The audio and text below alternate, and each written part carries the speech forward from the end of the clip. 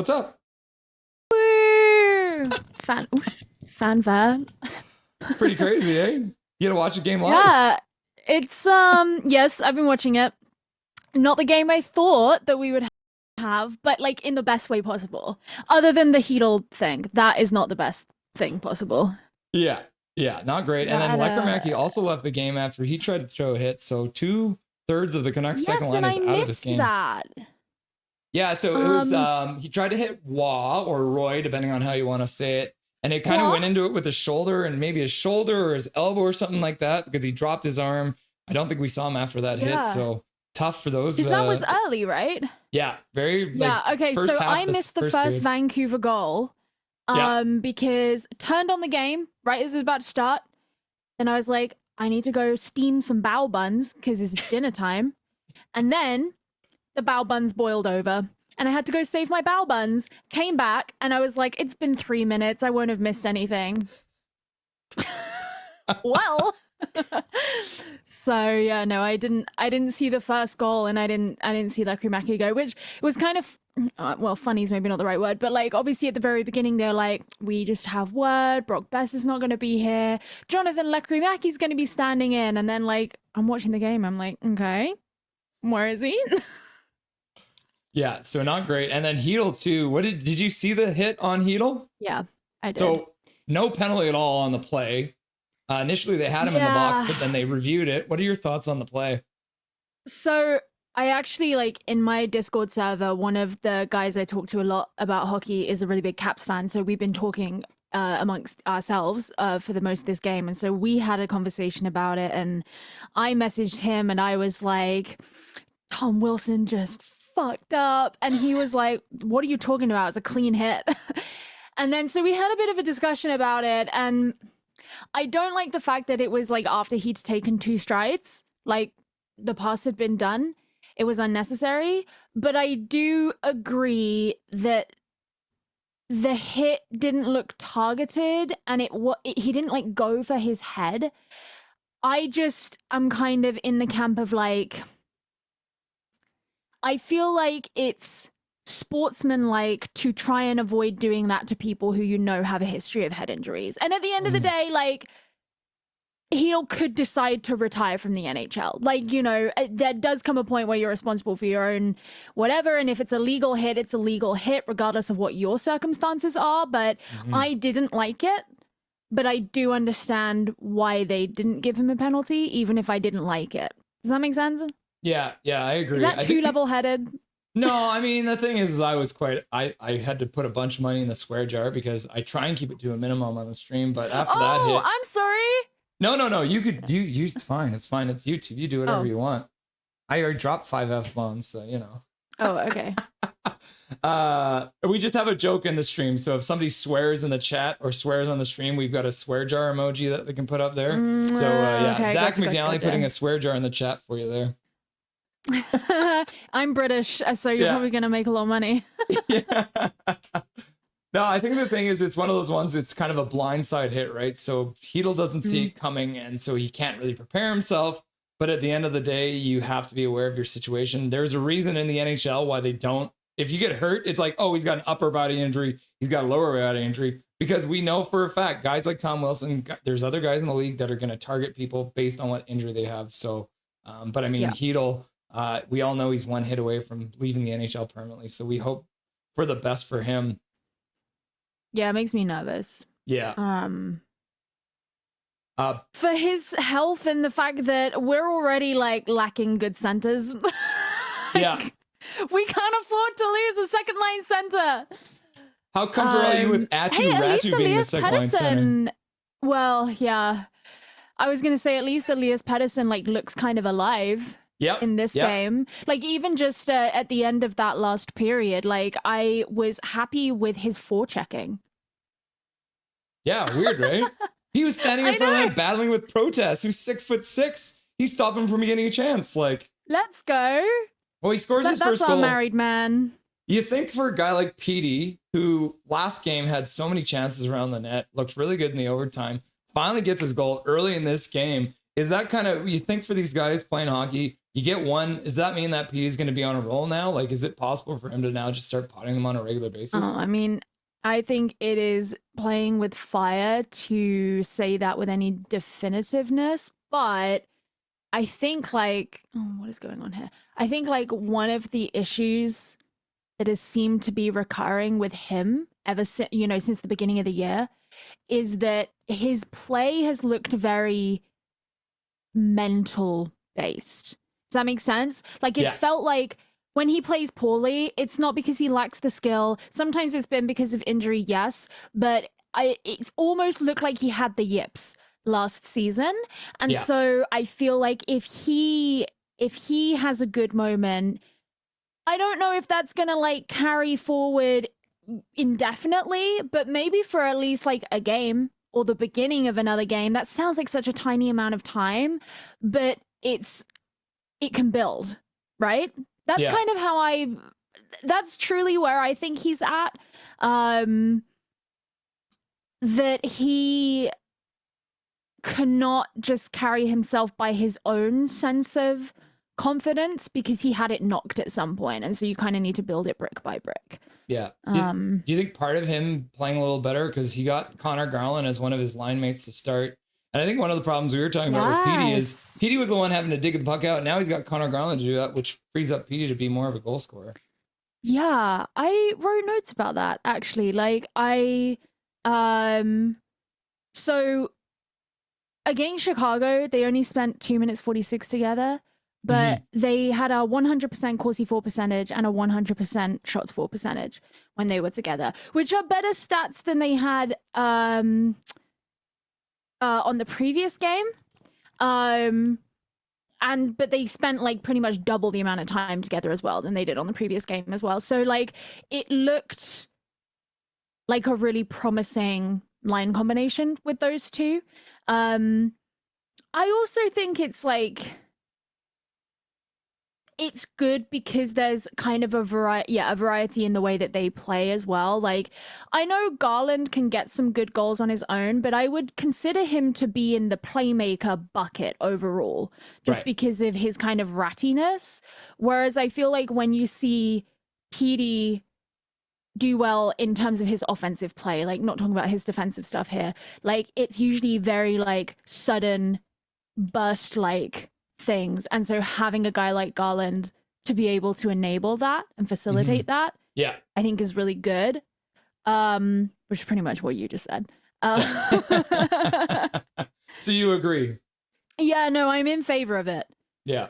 Connor Cahill donating a $5 dono from Connor Cahill. Hello, hey Geo. My swear words. Yeah. No, he's saying Irishman here. Happy to see even my neighbors across the Irish Sea love this sport. Hey! Premier League players should learn to take big hits. Yeah. Well, good to have someone from the British Isles here. That's always fun. I went to Ireland for the first time this year, so I was on your land. Nice. Yeah. Connor lives in East Van now here in Vancouver, though, so he's our resident Irish expert.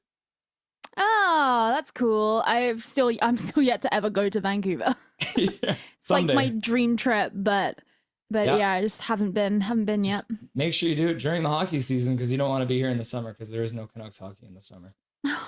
You know. But it is beautiful in the summer, so I don't know you're gonna have to come twice then. Oh no! What a disaster! Yeah, no, that would be cool. I need to make friends in Vancouver who can drive so that I can do a cool road trip there because I don't drive. So we got lots of Ubers. I mean, that's not a cool way to do a road trip. That is true. All right. Well, we'll have Nothing is Perfect, our first ever meetup when Geo makes her way across the pond to visit. We'll have a Nothing is Perfect meetup, and we'll find you a driver. Hell yeah. Let's go. Tyler Myers scores his 100th goal of his NHL career. Pretty crazy to think that this guy won the Calder Trophy. Yes, and nearly had it taken away from him. Yeah. So what have you seen from the Chaos Draft this season? Because he seems to be a little bit more chaotic than we're used to, than we've seen recently, but maybe not as chaotic as we've seen previously from him. Or is it just all chaos? An interesting way of wording it. No, I mean, I'm like looking at my notes and I literally wrote, Maya's goal 3 minutes before the end of first after a clusterfuck in the crease. Yep. um, yeah, I do think he's been a bit chaotic, but the thing is, like, I was quite impressed by him last season. Like, after all of the stuff went down, I felt like he locked in a bit more, and he also just seemed to be more of a voice of reason and like a leadership voice in the team. And I mean, I know that he's had, on the personal side, he's had the respect of the others. I'm not saying that it was the first time that he's ever kind of taken on any kind of leadership, but I really kind of got switched on to him because of everything that happened last season. And so even if he's looking a little chaotic right now, I feel like I, in the past, maybe would have written him off and been like, oh, he's just being what I've never been a huge Tyler Myers hater, to be fair. Some people really, really hate the guy. I've never been that at all. And I've always kind of thought that what he sometimes lacked on the ice, he makes up for in the locker room. But it means that when he does chaotic things now, I'm either endeared by it at worst, or at best, I'm like, no, trust the process. Like, because there's going to be moments throughout the season where he is going to be a really integral part of big plays for us. So, I think the chaos can be fun. And I trust him as a player, I think is the best way to put it. He's officially my favorite player on the Canucks right now. I finally just, really? It took a long time. So I love the chaos. So bring me more chaos, Giraffe. Wow, he's earned it. I think one thing that's kind of fun about the Canucks right now, and we sort of touched on this last week, was like this Abby line, whatever we're calling it. Yeah. Because it's like, young and excited and ambitious players who are just like going for it. It's really got that energy. Yeah. That I think it's like a structured chaos. Like, it's not chaotic, but it's like, it's not like, this heavy fourth line that you're lugging around who can't skate over 10 miles an hour, I don't know. No, they've been good. And the chemistry there, right? That and I've talked this with a couple people, is like, sometimes the sum is greater than the parts. And for these three guys, you put them on any other line, they probably won't be as effective, but the chemistry between them, now they've been playing together for like a year and a half. You can absolutely see it out there. And that, not having to think about where your teammate is, makes it so they have that extra speed to make a play in the offensive zone. Yeah. And like, also that, even just to bring up like Bluger getting his goal today. Yep. Awesome. Teddy Bluger. Glad to have the man back. Yeah. And he's looking good out there too. He maybe a little bit of a rough start in the last game, but he seems to have really settled in, and always good to have him back because he's good on the penalty kill. So Connor Gill donates another $5 and says, no need to worry about driving on the wrong side of the road. Geo, laugh out loud. Really not that hard. Just know that here you can turn right on red lights. Yeah, it's the same in the US. Yeah. And then I mean, go on. I got another $2 dono here from Calvin99 Charlie, and he wants to remind me because he wanted me to ask you to say Leviosa. It's not Leviosa, it's Leviosa. What's the quote? I don't know. I don't have a super British accent these days, so I'm probably a bit disappointing. Yeah, no, it's not driving on the other side of the road that concerns me. I don't have a license in the UK either. Okay, fair. Yeah.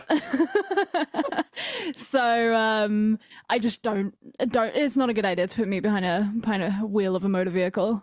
So the last thing I'll ask you about before we get into the third period here, Kiefer Sherwood. I mentioned that he was on the power play. I was like, oh, Kiefer Sherwood's on the first power play. Boom! Yeah. He scores a goal immediately. Do you like that move, getting the Chief Keef onto the first power play unit? Well, it's worked. Yeah. Obviously, because he had to sort of step up to it, and I doubt it means that he's going to be on the first power play unit when Besser's back. Right. But at least that if that substitution is needed in the future, he can step up. I mean, that's the thing that really excites me about stuff like this, is it's not like, oh my God, we should change the first power play unit to make room for this. It's, we have depth when we need it. Yeah. And that's, who can step in. Yeah. But yeah, no, I think that he in general is good at doing his job. Like, Yeah. He's got one effort level, and it's maximum effort all the time from Kiefer Sherwood. Yeah. So, Geo, what can people expect if they are clicking over on Geo Collins' YouTube channel? Expect me to talk about hockey. I mean, so I'm gonna try my hardest to do pretty regular uploads. I want to do it on a roughly week schedule. I didn't do one this weekend because I don't know if you saw on my Instagram, but I sliced a chunk out of my finger, and I've just been trying to not do a ton of stuff that's potentially gonna infect my hand. Yeah, so I kind of making kind of vaguely funny personality led but like analysis sort of videos on different players or different teams depending on what's happened in the NHL and whose story is kind of taking my interest, mostly focusing on Pacific Division teams. Yeah, cool, awesome. Well, I do want to ask you more about your life as a color commentator or commentator for video games, but we don't have time for that now, so we'll have to have you back on again. I know there's another morning game at some point, or we can pre-record. We'll figure it out, but thank you very much for coming on today, and enjoy the third period, Geo. Hopefully it all goes well for us. Awesome. Talk to you again soon, Geo. Have a great night. See ya. Nothing is perfect.